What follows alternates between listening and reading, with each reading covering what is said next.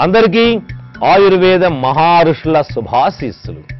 ప్రియమైన బిడ్డలారా, మన ఆడపిల్లల్లో మగపిల్లల్లో వివాహం కాకముందే అంటే 20-25 సంవత్సరాల వయసు మధ్యలోనే ఈ తల ఇక్కడి నుంచి ఇక్కడ దాకా ఊడిపోతుంది, బట్ట తలకాయ వచ్చేస్తుంది. ఆడపిల్లలకు కూడా ఇంత దరిద్రం దేశంలో ఏనాడు మనం చూడలేదు. అంటే ఎన్ని రకాల విషాల లోపలికి పంపి బిడ్డల అద్భుతమైన అఖండమైనటువంటి సౌందర్యాన్ని మనం నాశనం చేస్తున్నామో మీరు గమనించండి.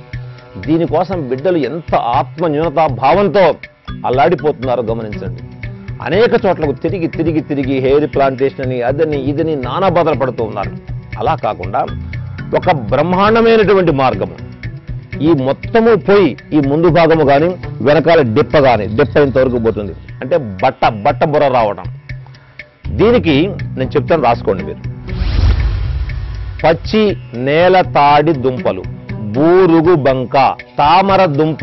తామర పూలు వస్తే చూడండి, చెరువుల్లో అడుగున దుంప ఉంటుంది, తామర దుంప. ఈ 3 పదార్థాలు. వీటిని సమాన భాగాలుగా తెచ్చుకొని శుభ్రంగా కడిగి చిన్న చిన్న ముక్కలు చేసి నీడలో బాగా గాలి తగిలే చోట ఆరబెట్టి ఎండిన తర్వాత దంచి జల్లించిన తర్వాత మళ్ళా ఒక పల్చని నూలు బట్టలో వేసి మళ్ళా జలిస్తే ఇంకా మెత్తటి సూక్ష్మ చూర్ణం ఏర్పడుతుంది. ఈ చూర్ణాన్ని మీరు ఒక గాజు సీసాలో నిల్వ చేసుకోండి. ఈ ఎక్కడైతే వెంట్రుకలు పోయినాయో అక్కడ రోజు నిద్రపోయే ముందు కొంచెం పొడి, తగినంత పొడి, అవసరమైనంత పొడి తీసుకొని ఈ 3 కలిపినటువంటి చూర్ణాన్ని కొంచెం నీళ్లు పోసి కొంచెం మెత్తగా గుజ్జులాగా నూరి దాని మీద రాయండి. అయితే 2-3 సార్లు ఎక్కడైతే వెంట్రుకలు పోయి ఉన్నాయో అక్కడ కొంచెం మంట రావటము, పై తోలు నిదానముగా ఊడిపోయి మరలా తోలుస్తూ ఉంటుంది.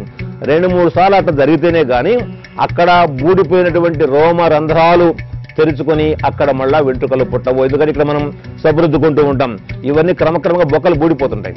అందువల్ల కొంచెం మంట పుట్టినా కంగారు పడకుండా కొంచెం కొబ్బరి నూనె మధ్య మధ్యలో రాసుకుంటూ అవసరమైతే దీని ప్రయోగము ద్వారా మీరు వెంట్రుకలను తిరిగి మరలా పొందవచ్చని మా ప్రియాతి ప్రియమైనటువంటి బిడ్డలకు సూచిస్తూ, దుఃఖము వద్దు, ఆవేదన వద్దు, వస్తాయో రావని అనుమానము వద్దు, కానీ మనము మన ప్రయత్నం మానకూడదు. స్వయం కృషితో మానవుడు దేనినైనా సాధించగలడని మా ప్రియమైనటువంటి బిడ్డలు మీరు నిరూపించాలి, మరలా మాకు కనిపించాలని మీ అందరినీ కోరుతూ చెప్పండి బిడ్డలు.